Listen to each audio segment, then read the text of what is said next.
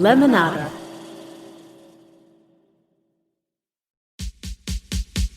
Ask me, ask Iliza anything. It's time to ask.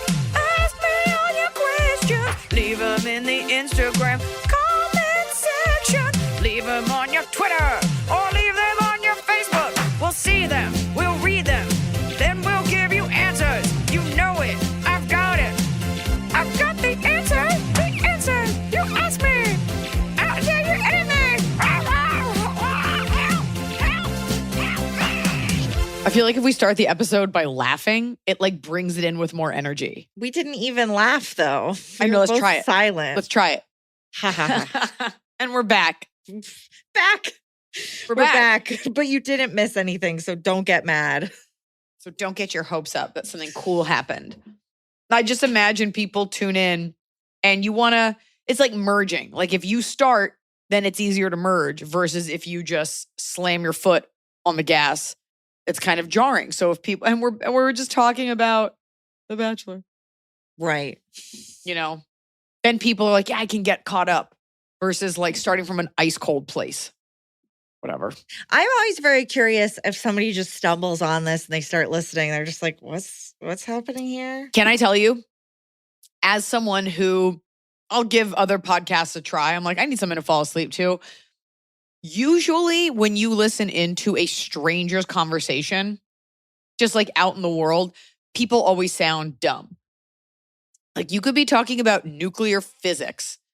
And if you're like, yeah, you know, when those particles get together, you're like, oh, boring. There is something about being an outsider listening in, but the bulk of podcasts, and when you say the bulk of podcasts, it's like in this, like ours, like it's me and my friend, like two like non-experts, but like weighing in.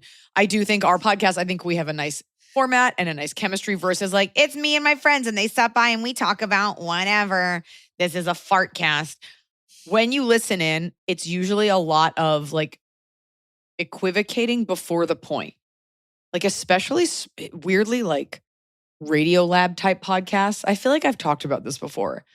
You'll tune in and it will be like this. And, you know, this is not to say, I mean, not that I would. I mean, of course, if I could, but it's a sort of evergreen notion, you know, and you're like, what are you talking about? Right, get to the point. Anyways, my point is, if you're going to have a podcast and you're going to be funny, we're going to need a punchline every few seconds. And if you're going to have an informative one, we're going to need those cold, hard facts. Yeah, I think most podcasts could be shorter. I mean, I would, and it's always chuckling at yourself, I would tend to agree, not that I'm in the sport or business of agreeing, although that would be a lucrative endeavor. You're at an advantage, I think, as a performer. I will say when I edit my podcast and I hear myself laughing at my own, I like cut, I will hear myself doing that and go, ew, and just like cut it out. But it is a survival skill to be a little bit grossed out about yourself. Yeah. Once in a while. Yeah. Versus wanting to hear yourself talk, pontificate. I mean, would that I were, but I'm not. Also, today's episode brought to you by our friends at Milk Toast. You do genuinely like listening to this podcast, though. I listen to our podcast to make sure that, because you and I talk over one another, so I try to mitigate that. Like I do listen to it for quality assurance. I'm not listening to it like, wow, I was so funny. I'm listening again. The episode that comes out next, I was just listening to upload it. And it's funny because there was something I know I like whispered to myself while you were talking. And Scott scooched the audio so you could hear what I said and then you talked. So Scott fixes a lot of that. You're such a fucking bitch. Was it that? Can you imagine if you found out whenever you go listen, I've just left little secret horrible. No, I think I've done that. In a podcast. To you. To me. I listen to this podcast 4 times by the time it goes out. Emily's a monster. Emily's a monster. As far as insults go, I'm okay with that. I don't really have any real insults for you. I mean, I think I do say I hate you. I think I've said it like 4 times, which is 4 times too many for a friend. But I remember when it's your birthday, sometime in January. How often do you, nobody, unless you're a teen mad at your parents, somebody you hate, you don't tell them I hate you, ever. That's true. That's so toothless to say to someone. Like, if I went up to my enemy, I hate you. Okay. I hate you. What does Just that know. mean? And I will fuck you at the end of this episode. I was, in my mind, it was TV and you were a boy. And we were in a law firm. Oh, we're not getting along. And then, In my mind, it was TV. it was Suits. It was TV at a law firm. And then I accidentally described Suits, which was cast by my friend and old neighbor, Bonnie Zane. Not old neighbor I used to have. We are not the same age, but I love Bonnie. And I love our questions. And I love our cozy coffee corner. Shout out to all the people that don't listen to this podcast and know Iliza. If I had a friend that had a podcast, I would absolutely listen and be like, what are they talking about? What do they got going on over there? Almost all my friends have podcasts, and I definitely do not listen. Well, I know a lot of comics. It's enough. Yeah. Okay. They're right. They all are comics, so you don't need that. I think we've reached a point in podcastery where people are dedicated fans versus dabblers because there's so many. So, like, how do you want to spend your free Audible time? All those, not just your whole around. Times. Yeah, I listen to John McWhorter at night when I'm by myself, if I'm like washing my face, trying to retain all of his information. That is your number one way that you measure time, that you measure space. Oh, people watch this while washing their face. Oh, they could listen to this while washing their face. How many times a day are you washing your face? 10? One, but it's like a chunk of time. And women who are busy understand, like, sometimes it's just like your 10 minutes. It's just like your time. You're like, I just need a minute to kind of like decompress, do all of your ablutions. And if you're a mom too, like my daughter will come in. It's not like, I can't take a shit alone. But it is like maybe the kids are taking a bath or something and you just get that time to like layer on. Or they've gone to bed, layer on your products. You don't need any company. And you want a little bit of company. Just something. Or I do it in total silence like a serial killer. Oh, like Patrick Bateman, yeah. Yeah, I also drive long distances without anything on in the car. Oh, yikes. I do. I don't need it. I've heard every song. We're good. You've heard every song. Okay. I went on Nick Viall's. Oh. Nick Viall's Files. Yeah. And it's a very young vibe there, but it was very nice. And they brought up that Chapel Rowan, I guess, look, I don't have the source material for this, but had like gone off on a very, to be honest, young girl Gen Z rant about how all people with kids are miserable. And as someone who has children and isn't miserable, I wasn't even angry because I was just like, who fucking cares what you think? Right. That's really at the end of the day, like the only people who I think would be truly mad are people who are miserable and they're pissed about it. Otherwise, why do I need to convince some like 23-year-old girl that I'm happy? That makes you sound unhappy. Like, okay, I'm having a great time. I don't know. In the same vein, it's like, why would you want to convince someone who doesn't want kids to have kids? Do you really want that person as a parent? That's so stupid to me. I said this on his podcast. I don't think it's about convincing people. I think it's about both sides, and it's only on the female side being told that what they've done is wrong. So when you don't have kids, you're always having to explain why you don't to those that do, that don't understand you. And when you do have kids, society is mad at you for bringing your kids on an airplane. And so either way, what it comes down to is women having to defend the choice that was right for them. And rather than just hold firm in that, we just tend to get mad at other women. But I don't have the capacity nor desire to care about the choices you make for yourself. You don't want kids? Okay. You do? Okay. I don't have a feeling about it one way or the other. I'm going to start asking 50-year-old men why they don't have kids. That's hilarious. Can you, the idea of going to a party and there's just a guy and I'm like, so you didn't want to have kids? So no one wanted your sperm. They thought it'd be weird. Yeah. Is that when it went? That's fine. You know what? Because of course we all know we don't like ask men like, how do you balance it all? Like no one's asking a dad that. They're like, my wife does it. Right. And I'm a degenerate. She makes the calendar. All right. We'll do a question. Yeah. But okay, our question asker says, before my question, I must shout out to Iliza's pup. She is gorgeous and reminds me of my mom's Fluffy Sawyer. We miss him. So my question. We miss you, Sawyer. Yes. I think he's dead and he can't come back. So my question. I am 51. At my age, one would assume that I've had a boyfriend, been on a date, had sex. No to all of those, sadly. The only time I was even kissed was when I was 15, and the opportunity to have sex arose, but I was not ready. I should have been ready. It should be pointed out this was not a date. The only reason this boy kissed me was because I was the only drunken option available. Since then, nothing. It should be explained that I am hideously ugly and enormously huge, although I recently lost 136 pounds and still going. I'm not Godzilla huge, but it is not pretty, especially now that I look like a melted marshmallow. I've pretty much given up on ever experiencing sex. Heck, even a basic kiss. I wouldn't even know where to look. I've never been into the bar scene because of extreme anxiety. I prefer the library and movie theater. I'm a college student again, yes, at my age, but the men there are still in their teens. I also live in a Midwest state with a population 100 and a lot of ignorance. I do have attributes I used to want in a man, but I'm desperate. Well, no, I've given up. I've heard you tell others to use dating apps. One, look at my photo, although I haven't allowed myself to be photographed for at least 10 years, and they will run. I've had a good life, but I'm missing out on one of the better parts. I know that. I am tired of missing out. Help. Looks are not the reason that people have sex with someone or get into a relationship. You are admittedly ugly. Yeah. Plenty of people are ugly with boyfriends and girlfriends. Plenty of people are morbidly obese with boyfriends and girlfriends. Every woman on my 600-pound life has a boyfriend. This comes down to you, and you need to talk to a therapist, because I don't think we've ever had on the podcast someone outright just be like, here is why I'm awful. Mhm. Here's why I'm good, but I'm disgusting and I'm ready. Something happened because are we not accounting for, 15 through 30? Were you always morbidly obese and you lived in a small town and there were only a couple of people to pick from? Were you sexually assaulted?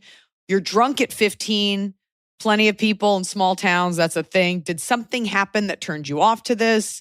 What about your other experiences in life? I think you need to speak to a therapist, because this is something that I'm not qualified to get into. Let's say you were always morbidly obese and very unattractive, and you were always around the same people, so they'd written you off, and you kind of got a sour taste for all of this. There's always like polyamory groups. And before you're out there and you're like, hey, I'm polyamorous, I'm just saying, like, there are groups that are more open-minded about sexual experiences. There are overweight groups out there. There are different types of clubs and things you can belong to where everyone's not a model. And so I think it's about getting online and finding your people.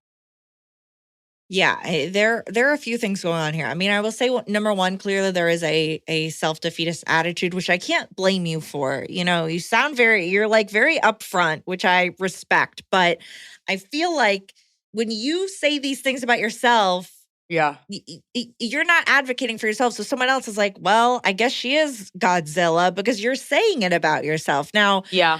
We had a question. It hasn't come out yet, but at the live show, you'll hear it at some point. We had a question about a guy asking about going to a sex worker because he hasn't had sex in a long time.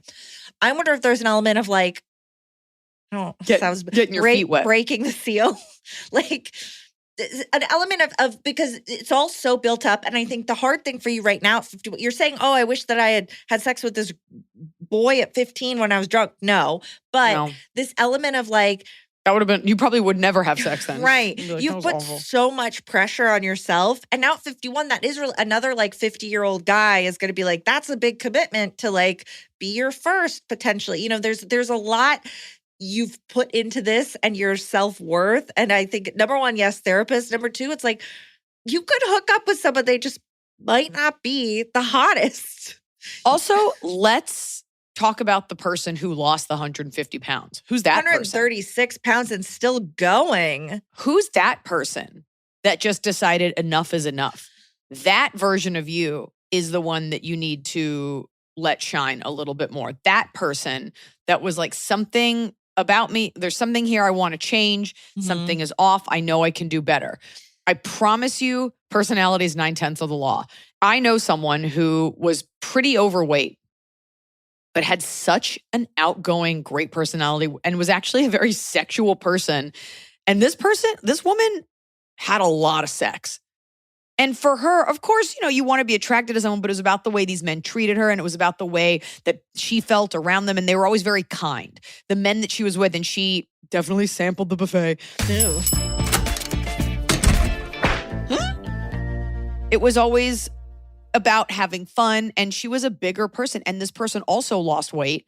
And, you've got skin and you've got all these things. But for some reason that she just never saw herself as like, oh, I'm not worthy. She always was, men were always attracted to her essence. Yeah. Yeah. Like even as you've described yourself in this, we're kind of like, all right, well, if you're ugly, I don't know. Right. Nobody wants someone who's sad or having a pity party. And look, I love a pity party. I invite myself and I put on a sad party hat. You've got to, if you're even having these feelings that you want to have a sexual experience, you've got to put your best foot forward. Even if the foot is ugly.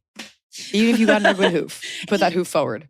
Right. You have to be able to sell yourself. Like you're saying you don't want to go to bars. Totally get it. I'm wondering how you've lost all that weight. Is there some sort of like health club or hiking, something that you do where you could meet people? I know that you're going to have a lot of extra skin and probably need surgery for that. That's like another facet. There's medical issues here. But I feel like you must be feeling, if you've lost 136 pounds and still going, you must be feeling so much better every day. There were probably years of your life where you weren't getting out there because you were tired. You didn't feel well. Like there are other people, there are other men, if that's who you're attracted to, that feel the same way. And there are people out there that are going to do this, that they will find you attractive and or are more attracted to personalities. Okay. Yes. You're the one calling yourself ugly. We don't know what you look like. Get out there. Mascara is a girl's best friend. It is amazing how ugly we look until we slap on some mascara. Go out, feel good about yourself. And just put yourself out there. Right now, you've not put yourself out there at all, but you're starting to because you lost that weight. Mm-hmm. So stay on that path. And it's not even about losing more weight. It's about knowing that you deserve better. And don't fucking come after me on this podcast like, but I weigh 400 pounds and I know, and I do deserve better and I'm staying at 400. It's always good if you are heavy to lose weight. Don't get upset with me. It's always better for the body. And you know that because you're doing it. Okay? Well, and I will say apps are very looks focused first. So if you still are not confident in that department, you will be much better off finding hobby groups and meeting people where they can see that you're cool. But you know what? Let's say you go on an app that is focused toward perhaps people that are obese or whatever it is. There is an app called for that, I think. It's like Wow or something. Can't be that. Let me look what it is. Is it called Hoagies and Grinders? Let's say you go on that and some guy's swiping through. Sorry. Okay. And some guy's swiping through and he sees you smiling. Maybe you're with your favorite pet or you're doing something you like and it shows that you have like a joy for life. He's going to click on that. People want to be around positive energy. And I can't say I'm always the most positive. You're going to get mad that I made that Hoagies and Grinders joke, but it was really good. I am a comedian. Don't forget. Right. We're not looking at a photo of this woman and commenting on her weight. We're commenting on what she has told us. Yeah, I'm not, no one's canceling me. And I do think it's very funny. I'm not Godzilla huge, but it's not pretty, especially now that I look like a melted marshmallow. I mean, she has a way with words. I mean, honestly, have you seen what Disneyland looks like? Like, have you seen an airport in the South? Like, it's not like you're a freak. Right. Go to any Walmart. Just have some confidence, get that haircut, take a shower, put on some mascara, and get a cute top. I think the world really underestimates the power of a cute top. I think that is the other piece. Figuring out how to dress for your body is a big piece of it. I guess. I think it's more about the face and the attitude. Because at a certain weight, like the body is the body. Like it's not like you're going to have a ton of clothes to pick from, but it's not about that. It's about how you feel. Is it getting your nails done? You know, we carry ourselves differently when we change different parts of our body, even if it's just for us. I carry myself better and more confident in a great designer pair of baggy jeans than I would in like a pair of leggings. So get to a good place with yourself and don't take no for an answer. Yeah, look at what confidence the most mediocre men have. I mean, that don't rape someone. Sorry, don't. Yeah. No. Get out there. Get out there. You believe you have to tell our listeners, please don't assault anyone else. I don't. It's for those people that are dropping into the podcast and they just hear a second. And I'm like, get out there. Don't take no for an answer. Sit on him till he submits. Next question. Help. I'm a 49-year-old woman, married, no kids.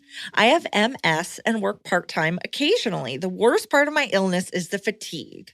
I have a few friends who will call me often. I'm usually home. And over the past year or so, I've been dreading their calls. They're long-winded, complain a lot, and like to talk for at least an hour. I started feeling drained after our conversations, which are difficult to wrap up.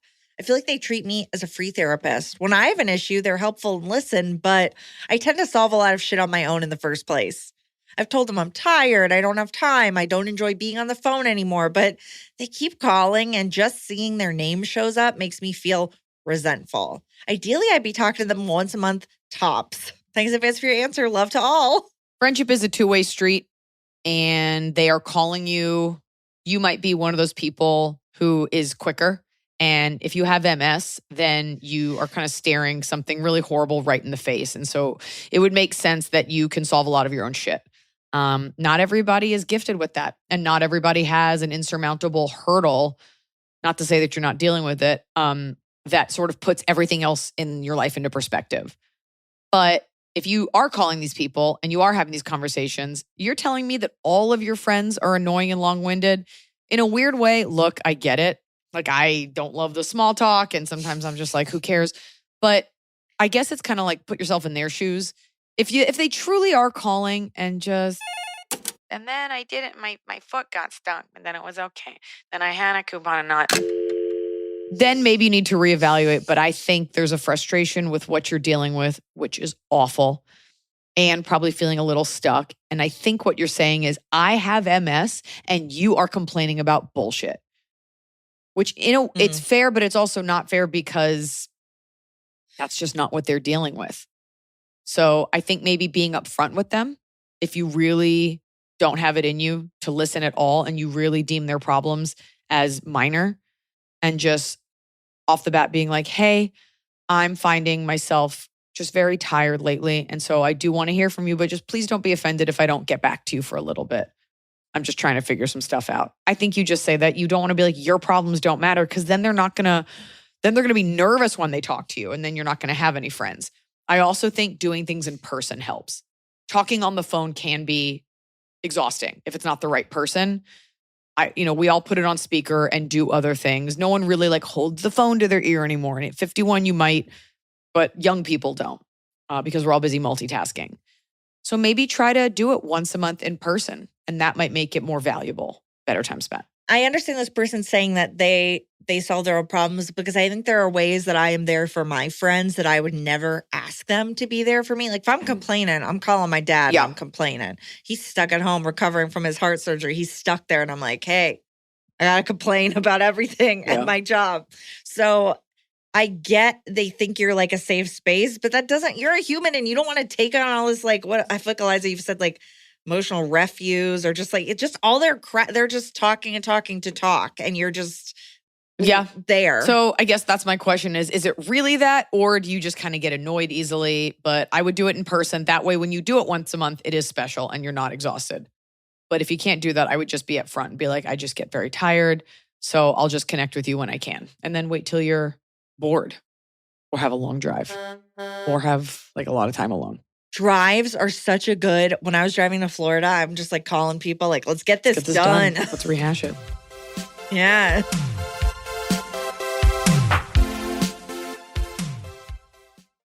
Spring is here. It's the time to refresh everything. And how about refreshing your sheets? If you want to know a weird secret about me, it's that I bought a pair of nice sheets when I was 30. And now here we are over a decade later, and it's time for an upgrade. That's why I went to Boll & Branch and I got their spring refresh bundle. I chose from a signature embellished sheet set. I did meadow with a curved edge, right? Meadow with the curved edge. And then, of course, I paired it with one of their waffle bed blankets. I've told you about these blankets before. They make great gifts. I got mine in oak. You can't go wrong. And then I got to choose an embellished pillowcase. And of course, I went with meadowed curved edge once again.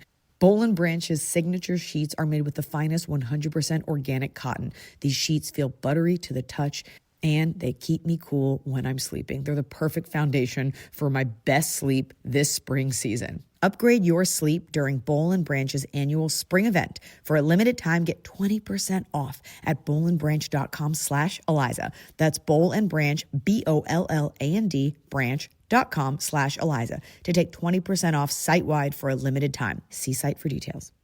So the big open secret about going out to eat is that it's not that great for you and it's very expensive. And cooking at home, oftentimes you don't know what you're doing. You make the same thing over and over again. You spend a lot on ingredients and a lot of it goes to waste. Well, with every plate, you can spend less on flavor-packed, homemade meals than you would on normal groceries or at a restaurant. Thanks to Every Plate's consistently rotating weekly recipes delivered right to your door, you'll always have the best answer to what's for dinner, or what's for lunch, or what's left over for a snack. They have everything for every dietary restriction, every plan. You're a vegetarian, you're wanting protein, you're wanting healthy, or you want an indulgence. I love their Cuban-style black beans and rice bowls. I like to pack it up in a few tortillas, and I even take it on the plane with me. And they have tasty, snackable things like Southwest Rajas quesadillas, or something healthier like sweet potato, broccoli, and black bean stew. Every Plate has every dish for every palate and beyond. So what are you waiting for? Dig into these flavor-packed meals your household will love. New customers can enjoy this special offer of only $1.99 a meal. Go to everyplate.com/podcast and use code ELIZA199 to get started. Applied as discount on first box, limited time only.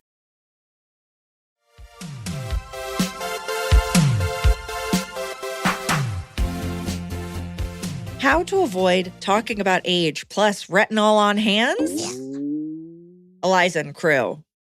This is my first time writing in because usually I think I can filter my petty problems through your comedic lens and move on. But this ask I could really use your unique perspective on.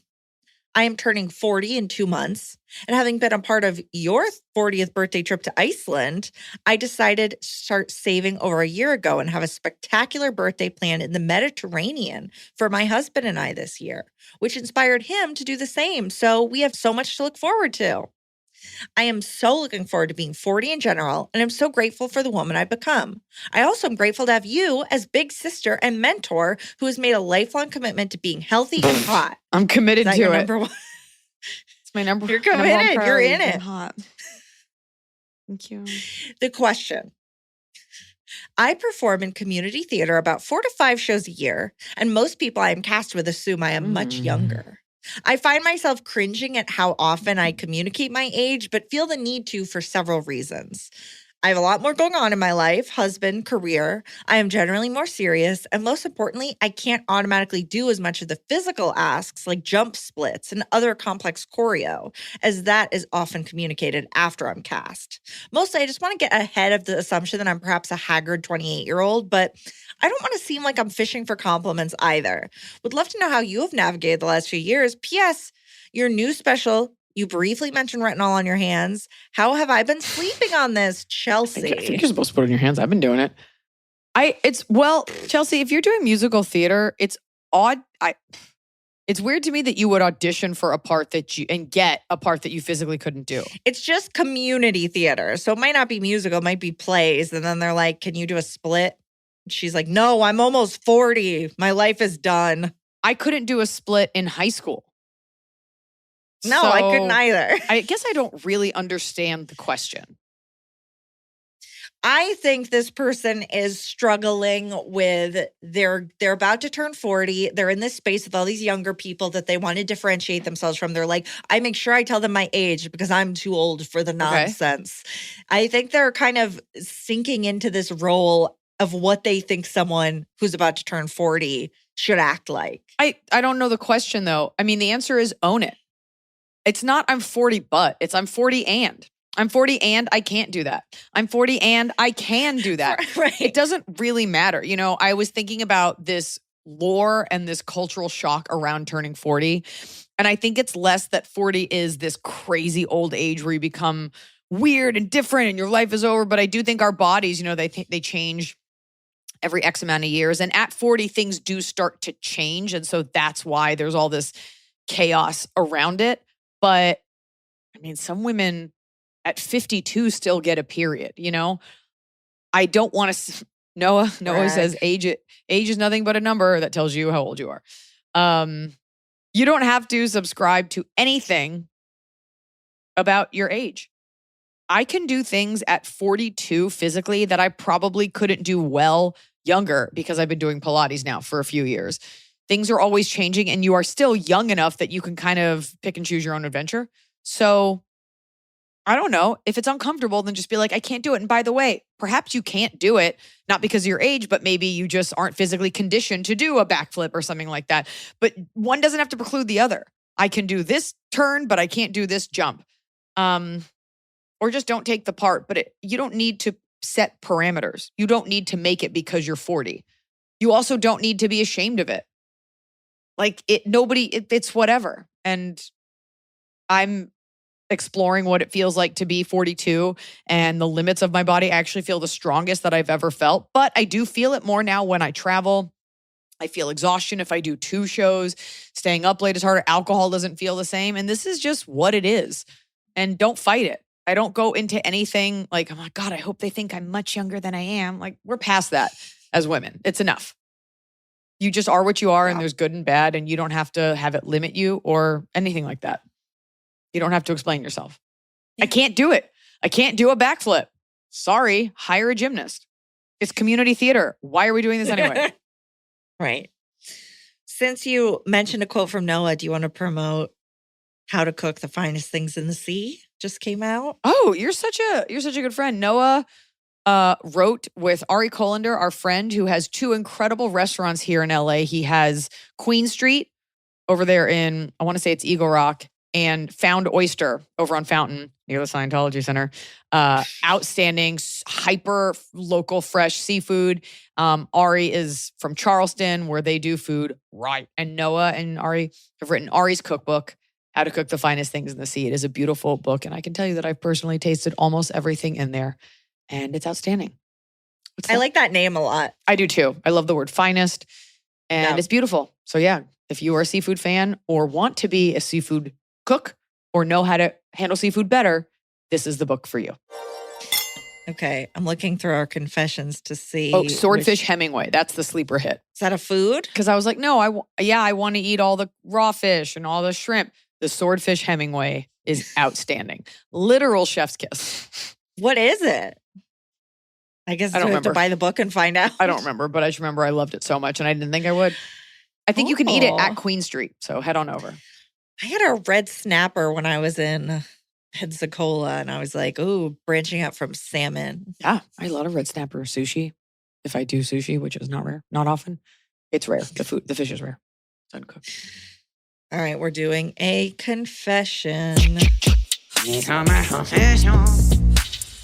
I was flying with my mother from Columbus, Ohio to Reno, Nevada on Southwest. The first flight out, I saved her a seat with my high boarding position against her nearly last boarding position. Boo, defeats the purpose.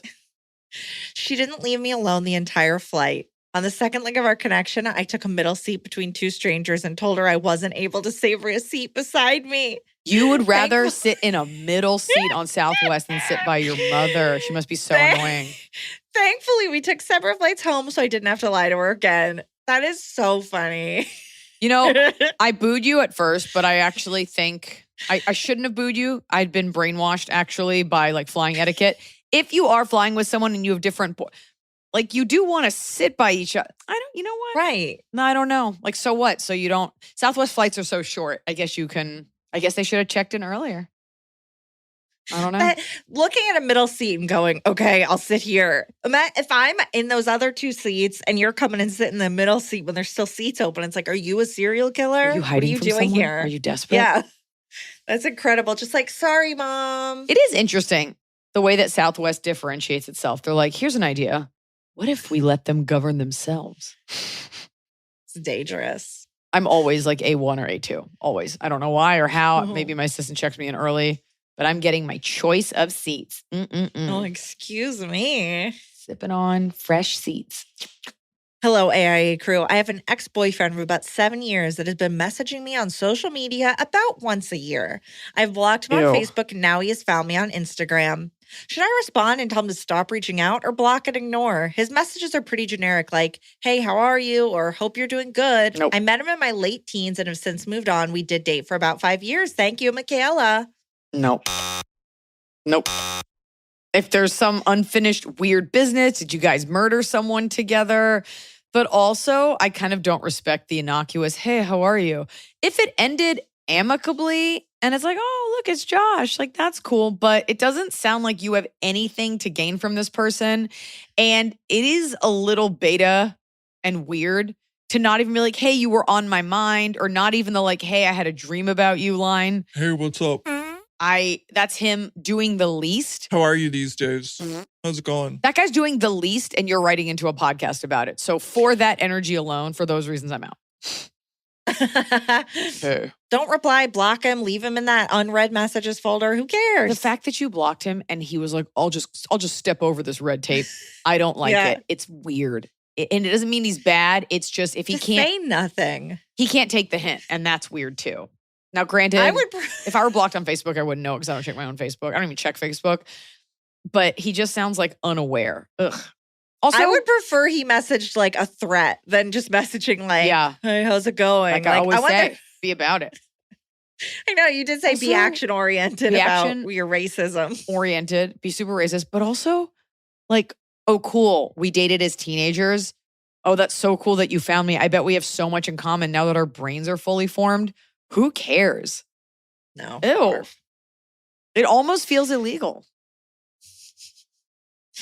Hi, Iliza. Emily, Little Snow Peach, Rizzoli, and Isles. We can't leave them out. My husband and I recently bought a house, and every night in the middle of the night, I am woken up by a large dog barking into the night. Oh, my God. I am not 100% positive which neighbor it is, but I'm pretty sure it's the ones directly behind our house.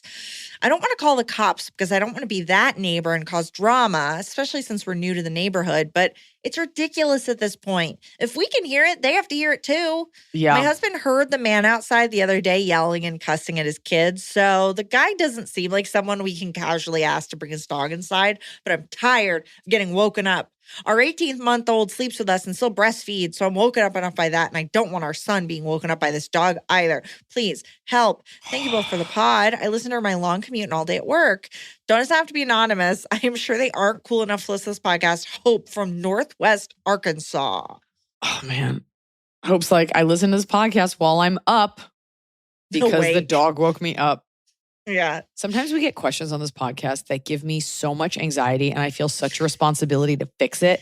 And then I remember that it actually is not my problem. And I set it down for a second. Hope, I am so upset for you.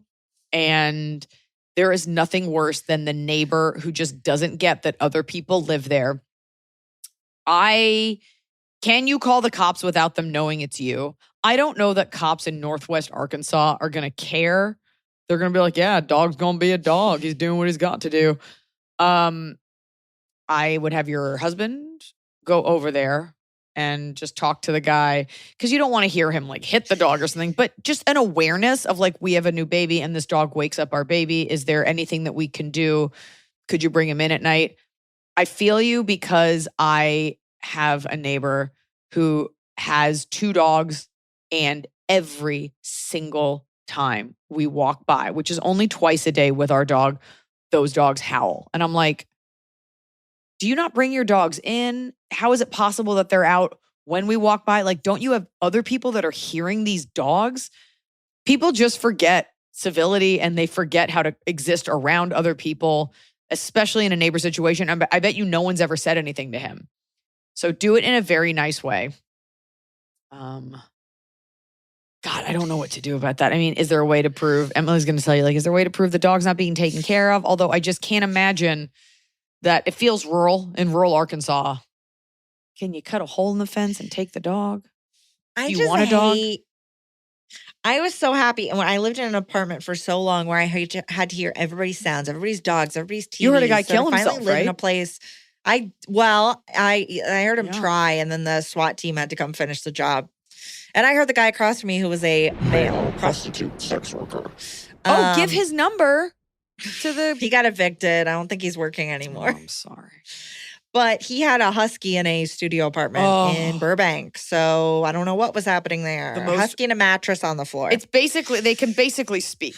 A husky's like, I'm not happy. Right. But God, how maddening that you're in a home and you're having to deal with these neighbors' sounds. Take a drive by and see, is that dog chained up? Like, is it something that does feel illegal versus just a dog that's outside? Can you get one of those high-pitched, we have one for Tian food, like a thing that emits a high-pitched sound. I wonder if it would reach, if you're close enough that you could press it and get the dog to stop. I wonder if they have them like industrial strength for bigger dogs. I do just want, here's where I'm torn.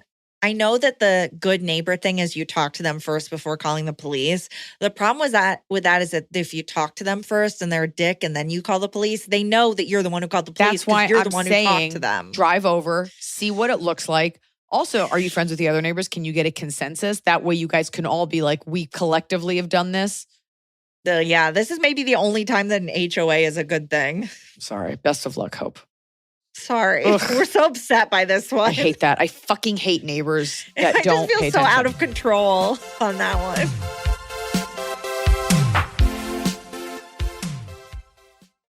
This episode is sponsored by FX's Dying for Sex, starring Michelle Williams and Jenny Slate.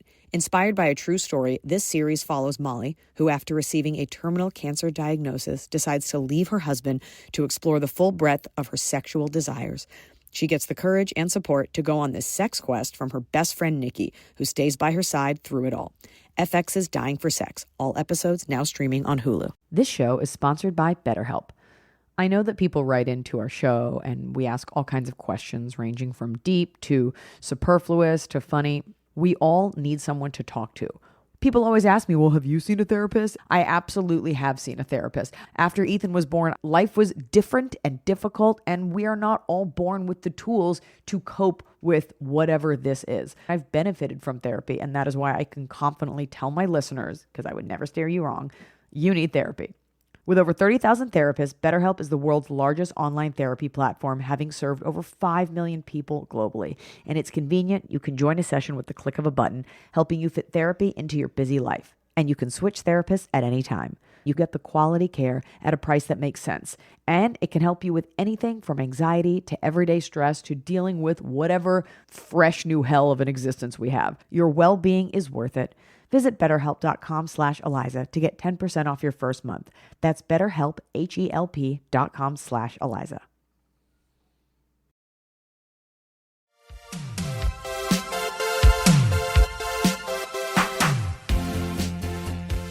All right. To move or not to move. Hi, AIA gang. Longtime listener and Wednesday mornings are my favorite because I know a new episode is out. Hot and fresh, we never fail. I need some big sister advice. I'm 32, female, single, and have an incredible job opportunity, but I'm nervous about making the jump. I currently live in Vancouver, Washington, and grew up here. Oh, sorry. Wrong side. Sorry, not Canada. So sorry. I am very close with my family who also lives here, have amazing friends, genuinely love my job. I'm honestly really happy. This new position is with the same company and a significant pay raise. What has made me think twice is that taking this position will require me to relocate to Reno, Nevada. The new position has more growth potential, and even though I enjoy my current job, the pay is just okay. Enough for me to rent an apartment, have a good life, but not enough for me to really get ahead financially. I know money isn't everything, but a 30% pay increase is enough for me to seriously consider. My aunt, who is very high up at the same company I work for, was transferred to Reno last summer. She is who told me about the opening and recommended me. My family is supportive. What's up with this Reno? Is that where their headquarters are? That's where. Get that cat. Yeah. Get him out of here. My family ignore is, me. Just give him kisses. We're just kissing. My family is supportive of me moving, but I can't help feeling sad I'll be leaving everyone. My question for you is, am I crazy for considering this? Part of me thinks I'm happy. Why would I leave? The other part thinks I would regret not giving it a shot and seeing what can happen. I can really get ahead financially, continue to grow professionally, but I'm afraid I'll be lonely and miss out with my family. I have a niece and nephew who are 3 and 6, and elderly grandparents who I know don't have forever. I would really love your input and think you will tell me to take a chance, but hearing it come from someone else is helpful. Also, I already bought tickets to see you at the Arlene Schnitzer Hall in Vancouver in November, which I absolutely will be back for. So, okay, well, on the plus side, I can also see if you're coming near Reno. You're going to be disappointed. Feel free to use my name, Kristen. Kristen, when you realize the Arlene Schnitzer is in Portland, Oregon. Is that near Vancouver, Washington? Maybe, probably, but it's not in Vancouver. Kristen, you need to Kristen, do some figuring out, Kristen. Kristen, you got to get yourself right with God. I don't know your goals in this life, because if you were like, look, my family's everything, I really love crocheting, whatever, but having financial stability and financial options will open up your life in a very special way, and especially at 32, where you're in your like peak earning years. I don't know how old your grandparents are, but hopefully they're not so old that they won't be around a few Christmases from now. The good news about absence makes the heart grow fonder, is that it does. And it makes those holidays all the more special. I think it's wonderful that you're so family oriented. You seem normal. You didn't sound like you had any hate speech in this little letter to me. So you will make new friends. You have your aunt there and you have the company. And I think it's a good exercise in seeing what you're made of to take this leap. You can always move home. You can always probably get a job with that company and get another job. And I think it's easy to say, like, I'm financially stable and these things aren't that important to me. And then you get a taste of that sweet, sweet 30% pay increase. And you're sipping on crab and you're ordering double lemon drops at happy hours. And you realize I would guess the good life. Reno's probably not the most high cost of living city, but that is a consideration, that versus Vancouver, Washington. But Vancouver, Washington is a pretty low cost of living city, as is most of Washington. You can move back at any time. I went to LA for 9 years and then I came back here. I came back to Georgia to You can always, die. I know they say you can never go home, but you really can. You can always go back. Yeah. And it will make it that much more special. And it is good. It's great that you have good friends. You'll make new friends. These things will all be okay. I think it's exciting. I think Reno is secretly a great town. I love playing there at the Silver Legacy Casino. They've got a cute downtown. They've got like an art scene. And it's high desert, so it gets hot, but it's pretty nice for a large part of the year. Not that the Reno Tourism Board asked me to say that. I say take the leap because you're running towards something good. This isn't like you're like, and I don't know what I'll have when I get there. I'm going with my boyfriend, which I never recommend. You're doing this for you. Only good things can come from this because you're already in the company. You already know you'll like it. You already know you'll have more money and you can always go home. That's a pretty easy flight. And I think you'll discover a whole new part of yourself. And I think if you don't do it, while you will be fine, you'll always be wondering. And you have the opportunity right now. You have no kids. You're not tied to anything. And you have this job. I would take it if for nothing other than the adventure. Yeah. Put some money away. Live like you're living now. Put that 30% away. Yeah. And then maybe, in our economy, you can afford to take a month off one day in the future. Right. Should I return my ex-husband's grandmother's ring? How long were you married for? Hi, AIA crew. Iliza, congratulations on your new special. My boyfriend and I saw you in Columbus in September, and we had such a great time. Sure. I don't know what to do with this ring, so I thought you and Emily would be the perfect people to help. My ex-husband and I got married in November 2009 when I was 22 and he was 24. We got divorced in March 2012. I filed when I realized we just were not right for each other, and also we were so young. We've remained friendly over the last 13 years. We still see each other occasionally because his best friend and my sister started dating shortly after our wedding and have been together for 15 years and have 2 kids. Good for them. In 2022, I moved from Arizona to New York and kept many of my belongings in storage. As I was unpacking after moving in with my boyfriend this past fall, I found a ring that my ex-husband's grandmother gave me shortly after we got engaged. It wasn't my engagement ring. Oh. However, it is a Mikimoto pearl and diamond ring that her husband had bought for her while serving overseas. I never met his grandmother and honestly hadn't thought much about the ring until coming across it. I feel a little strange keeping it since his grandmother passed away a few years ago and we were only married for 2 years. I'm unsure if it would be appropriate to return it to my ex-husband after all this time. He never mentioned it or asked for it, so I'm not even sure if he remembers his grandmother giving it to me. My initial thought was that he could give it to one of his sisters, as I doubt he would want to give it to his new wife. It's too valuable to mail, so if I were to return it, I'll bring it with me when I visit my family in May and ask my sister and brother-in-law to give it to him next time they see each other. Thank you as always for your insight, Mel. You can mail that. You can get it insured and you can mail it and it's going to be just fine. Do you like the ring? Sounds like you don't really like the ring. Given the fact that you are friends, I do not think it's weird to be like, hey, just keeping everything above board. I found this. I'd love to give it back to you because I think you could either give it to one of your sisters and he has the right Or then. child. Yeah, that's the right thing to do. Just give him the option if it doesn't mean anything to you. Yeah. That's it. I don't get the feeling at all from this question that you're using it as an excuse to get back in his life. So I think it's totally appropriate. And it's the nice thing to do because he might have forgotten it, but he might still go, wow, like it might have a nice memory attached when he sees it, when he hears about it. Be like, no, it's okay. You can keep it. I don't really care. Like, whatever. And Yeah. she gave it away. So do it that way. You can feel good about keeping it and you can feel good about giving it away. And you also can. People mail valuable things all the time and they're just fine. So either way. Yeah. Yeah. That was simple. That's a nice thing. I know. I wanted us to have a nice one. Just because a guy is unaware about some obscure ring that a grandma gifted, it's also weird that he didn't know the grandma gave that to you. That's strange. Whatever. I mean, as long as he doesn't take it as a sign that you're like reaching out. Like as long as it can be totally normal. Sounds like you guys tried it, didn't work. As long as there's no strings attached. But it might be good in terms of just moving on to be like, do you want this? Especially if you don't really seem to care, because you don't. Yeah, You're not I gonna think it's nice. be shitty if you sold it. That's what would be shitty. Yes, but I also do love like, look, your marriage didn't work out, but you brought together another couple that's been together for 15 years. That's cool. Yeah. I like that. Yeah. When can I date without being a sad sack? Hi, pod fam. Please keep me as Jay for this email. I'm about to turn 29 and I've had a really rough last 3 years.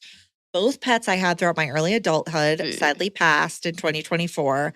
I feel like they were a huge part of my personality and everyday life, but now I'm 5 months out from having my sweet 13-year-old dog pass, and I'm trying to regain a semblance of a life.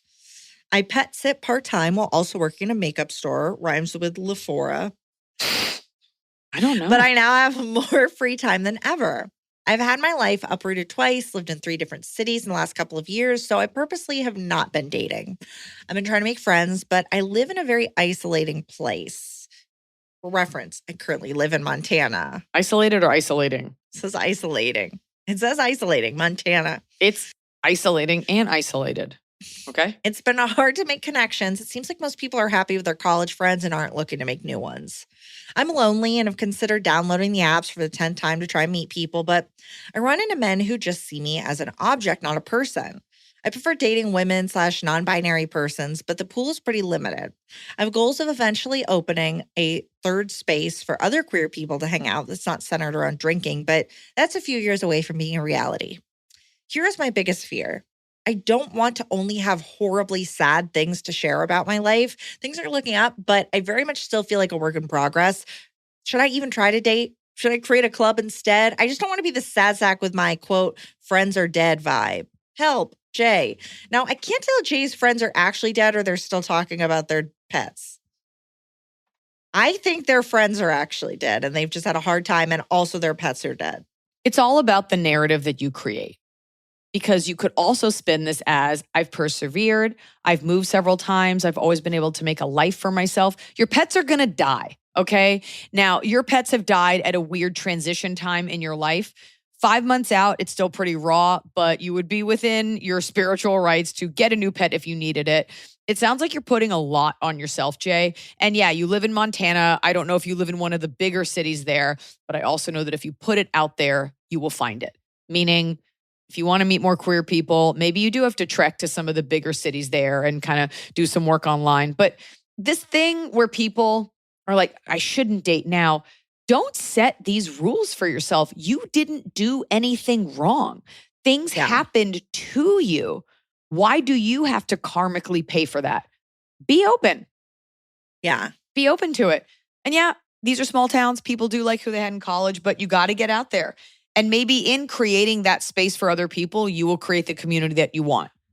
But your story, there are 1,000 ways to tell the story of your life. And I think about this all the time when I think about my struggles and my story. And I'm like, we don't have to tell it like it's a struggle. You can also tell it like I've persevered and I've accomplished this, this, and this. And here's what I'm going to do. Here's what my goals are.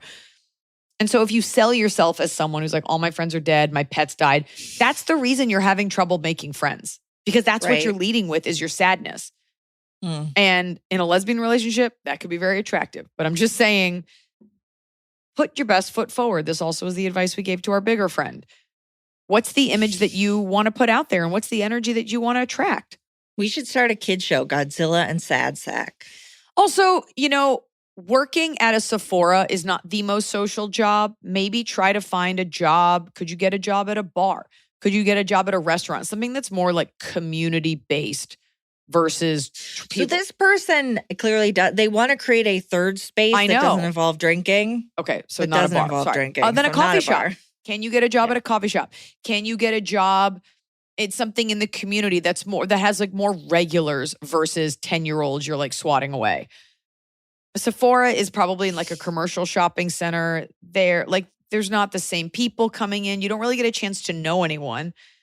And pet sitting is fine, but that's kind of based on your relationship with the pet and not the person. You've kind of set up your life in a way that it is hard to make these connections.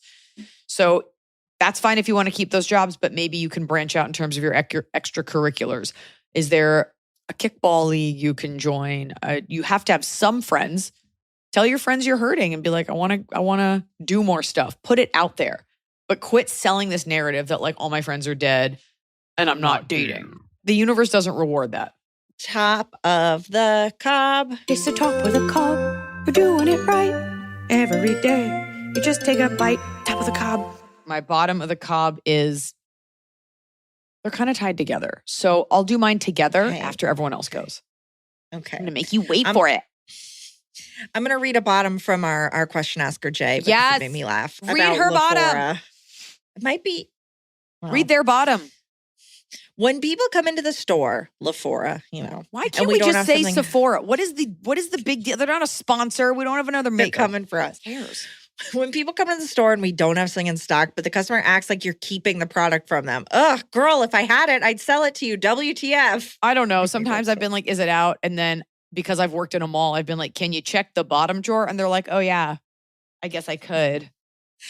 Well, let's assume Jay is good at their job. My bottom is having to explain to people where my house is. Like 80% of the time, maps gets you there. But when I'm getting deliveries and stuff, 20% of the time, they just wind up at a different house confused. And you feel like a dick being like, turn down. I live on X Street, so turn down X Street. My house is on X Street, which is the address I've given you. Don't go to a different street. Don't go to a different street. You're trying to explain. You feel like a jerk. It's like you don't know directions. That was how I felt when ADT couldn't find my house when my stalker had showed up. And you just had to stare out the window and watch them pass by. And I was like, that house where like even like every time something needed to go there, I'd be outside walking the streets looking for, are you trying to deliver this? Yeah, come follow me. And I'm just like waving my arms like, let's go this way, leading a parade of cars. that's what happens when you don't live on a federally recognized street. But it was worth it because that house was dope. Okay. Yeah. Okay. Top of the cob. Go ahead. You and the fan, and then I'll do both of mine. Oh, okay.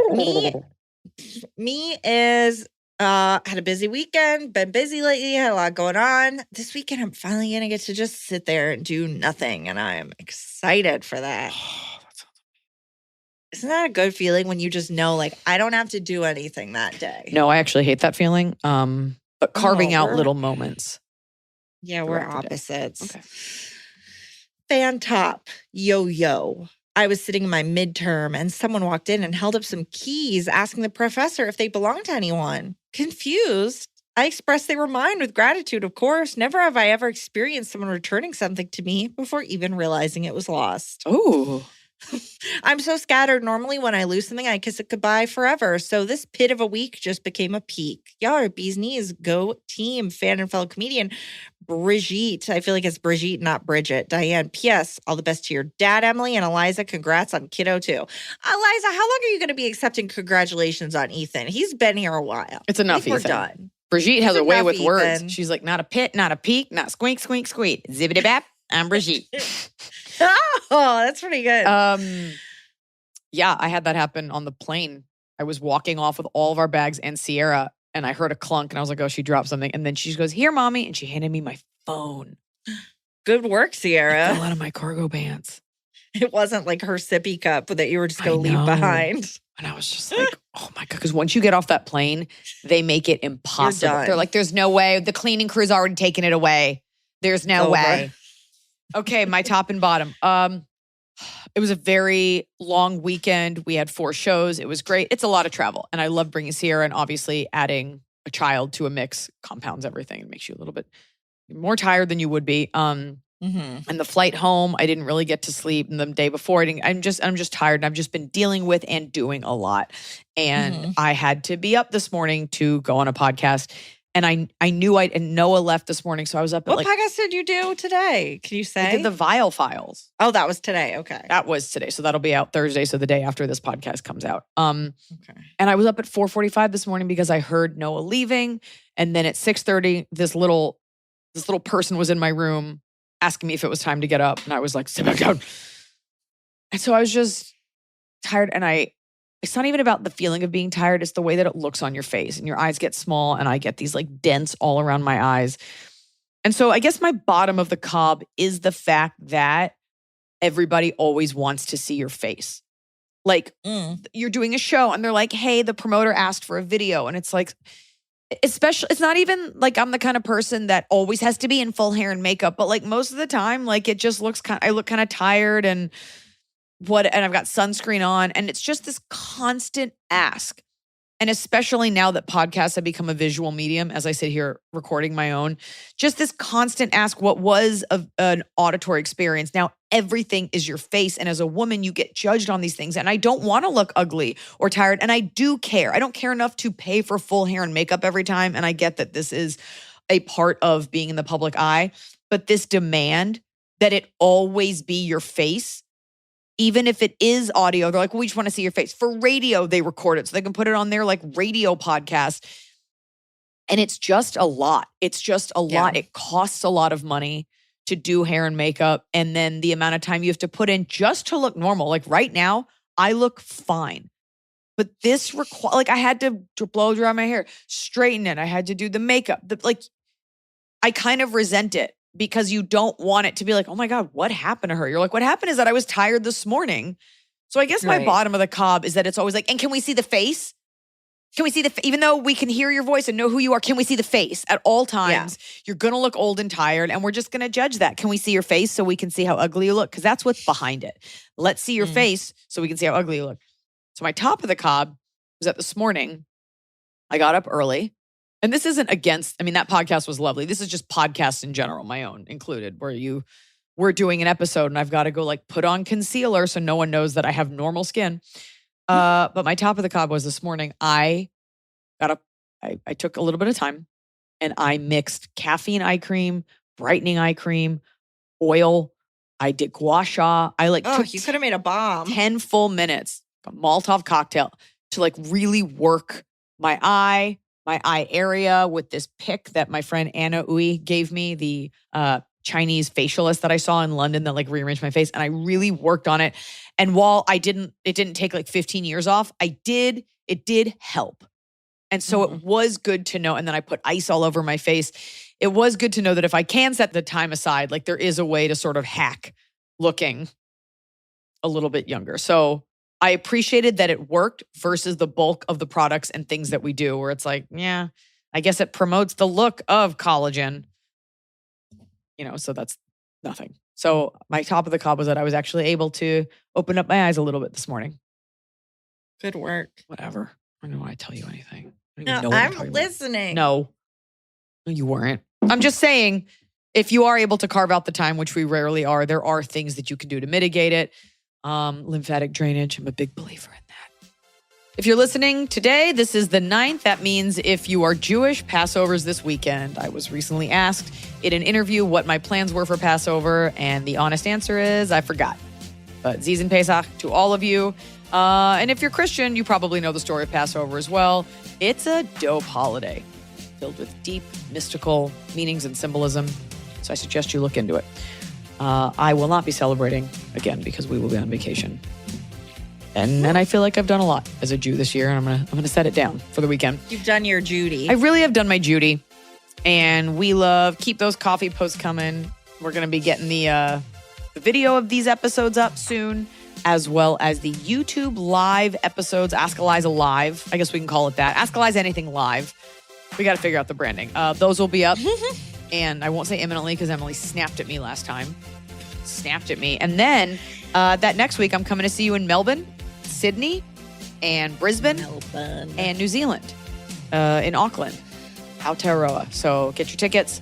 I'll see you soon. Hit me up with any dope. If you are a verified account of a coffee place in any of these places, hit me up. I will be doing some videos at coffee places. It's my new endeavor. More on that later. Hit me up. And you know what I realized also listening to the last episode?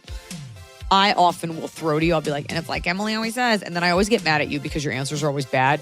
But then I realize like you're not an improviser. And it's like I'm asking you to do something that like is not exactly in your wheelhouse. And I get mad at you. But I forget not everyone is a comedian. So I'm sorry. that I throw it to you and then you say something awful. At least I don't just start crying. Like, the pressure is too much. I can't do That it. would be awesome. That's your video. That's what you want video for. When I just have a full breakdown on the pod. Coming up next on Ask Eliza Anything. Patreon exclusive. I cry.